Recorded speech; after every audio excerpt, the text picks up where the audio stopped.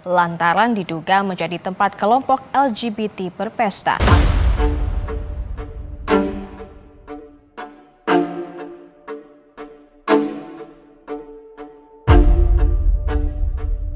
Ini adalah 5 daerah di Indonesia dengan jumlah LGBT terbanyak. Di posisi kelima ada Provinsi Sumatera Barat, yang mana terdapat kurang lebih 18.000 orang yang tercatat sebagai LGBT.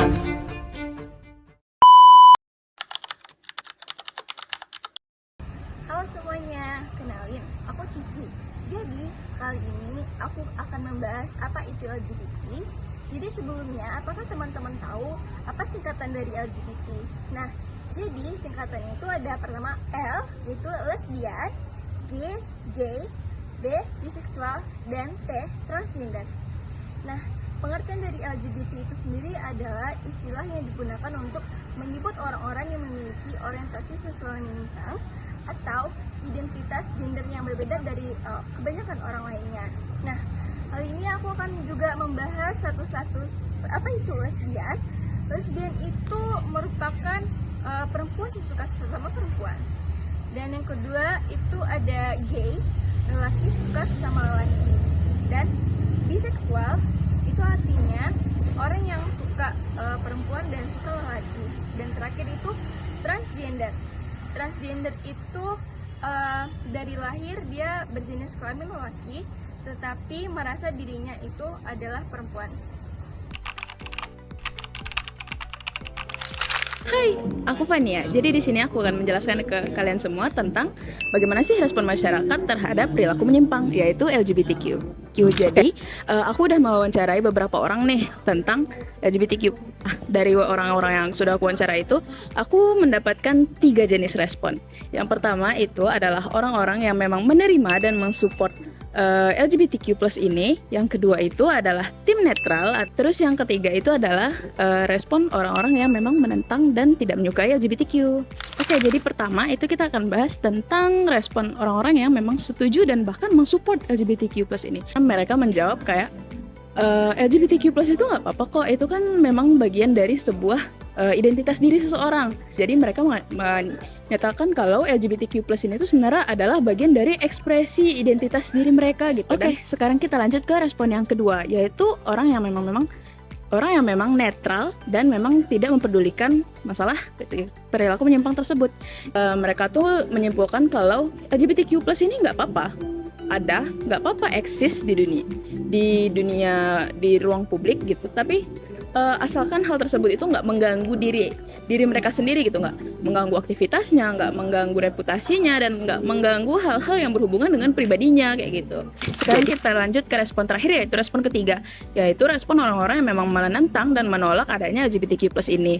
Nah, jadi ada beberapa orang terakhir yang aku wawancara itu yang mengatakan responnya dengan lantang ya teman-teman, kalau mereka itu menentang dan memang menolak dan adanya LGBTQ+ ini. Karena pertama itu yang pasti menurut mereka hal-hal itu tuh memang menentang agama banget, nggak sesuai dengan ajaran-ajaran yang udah mereka dapatkan dari agama manapun deh kayak gitu. Menurut mereka LGBTQ+ ini tuh mengganggu secara sosial gitu loh, karena orang-orang itu udah mulai kayak berani untuk mengekspresikan diri kalau mereka memang bagian dari komunitas tersebut. Karena kalau mereka itu menolak dan menentang adanya LGBTQ+ ini karena tidak sesuai dengan nilai, agama, dan norma yang ada di dalam kehidupan sosial gitu teman-teman. Fenomena LGBT menjadi salah satu isu sosial yang sangat dibicarakan oleh masyarakat Indonesia saat ini. Tentu hal ini akan menyebabkan banyak tantangan dalam menghadapinya. Adapun tantangannya seperti tantangan sosial. Masyarakat Indonesia seringkali terpecah pandangan tentang hal ini. Ada yang menolak secara keras dan ada juga yang mencoba untuk sedikit mentoleransi hal ini. Tentu saja, hal ini akan menyebabkan konflik atau bahkan ketegangan antar individu ataupun kelompok dalam lingkungan sosial. Tantangan yang kedua itu berasal dari dalam keluarga sendiri. Orang tua seringkali ingin mencoba menanamkan nilai-nilai agama dan moral pada anak-anak mereka. Akan tetapi, di satu sisi lain, orang tua harus menerima kenyataan bahwa hal-hal seperti ini dapat dengan mudah untuk diakses melalui media sosial oleh anak-anak mereka itu sendiri. Tantangan yang ketiga datang dari pemerintahan itu sendiri. Pemerintah harus tetap menjaga nilai-nilai moral yang ada dalam bangsa Indonesia, tapi juga tidak harus bertentangan dengan prinsip-prinsip keadilan dan hak asasi manusia. Pemerintah harus membuat kebijakan yang sesuai dengan prinsip-prinsip keadilan dan hak asasi manusia. Jika saja salah dalam mengambil langkah, pemerintah akan mendapatkan kecaman baik dari dalam maupun luar negeri. Tantangan yang keempat yaitu tantangan dari media dan teknologi. Media sosial mengunggah konten-konten secara global. Dengan itu, maka hal-hal tersebut akan mudah untuk diakses melalui media sosial. Tanpa pengawasan yang kuat dan filter dari masyarakat, hal-hal tersebut dapat mempengaruhi generasi muda bangsa yang akan menghilangkan jati diri bangsa itu sendiri. Tantangan yang terakhir yaitu datang dari tantangan edukasi masyarakat itu sendiri. Masih banyak masyarakat yang belum begitu paham tentang isu ini. Kurangnya pendidikan yang berbasis nilai dan pendekatan mengakibatkan banyak sekali masyarakat menyikapi hal ini secara emosional atau bahkan diskriminatif. Tantangan dalam menghadapi isu-isu LGBT ini tidak hanya ditanggung oleh individu itu sendiri, tetapi juga seluruh unsur dalam masyarakat, baik pemerintah yang membuat kebijakan atau juga seluruh keseluruhan masyarakat yang memiliki pengetahuan untuk menjaga ilmu-ilmu budaya, agama, dan nilai-nilai yang telah ada, agar tidak melenceng dari nilai-nilai budaya lokal dan nilai-nilai moral yang telah ada selama ini. Sebelumnya pasti teman-teman semua sudah mengetahui apa itu LGBT, pandangan terhadap LGBT, dan juga tantangan apa saja yang ada terdapat dalam LGBT ini.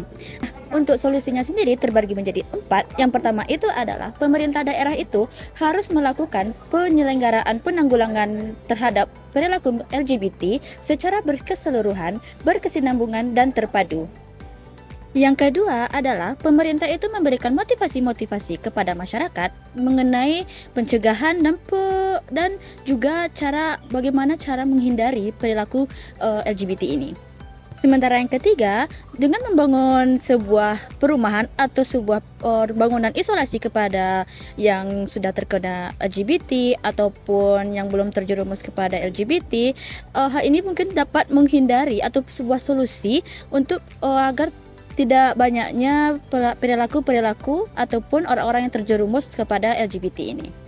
Yang keempat dan yang terakhir adalah kita masukkan ke dalam keagamaan, yaitu kita terus mendekatkan diri kepada Allah ataupun Tuhan yang Maha Esa, agar kita itu dapat terhindar dari berbagai hal-hal negatif termasuk dengan perilaku-perilaku menyimpang seksual LGBT.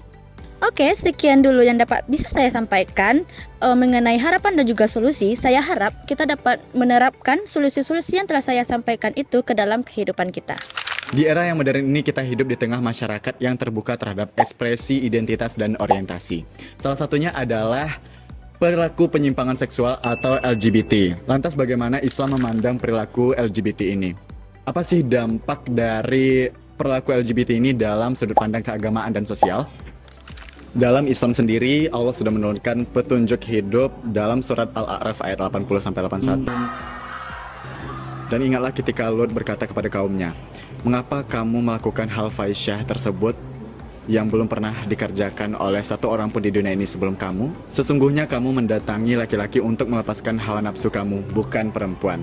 Sungguh kamu adalah kaum yang melampaui batas." Ayat ini dengan jelas mengungkapkan bahwa pandangan Islam terhadap perilaku menyimpang seksual adalah perbuatan yang melanggar batas-batas syariat dan fitrah manusia. Teman-teman tahu video ini? Ini adalah ilustrasi di mana kaum Nabi Lut dihancurkan oleh Allah Subhanahu wa taala akibat perbuatan mereka sendiri, walaupun sudah diingatkan berkali-kali.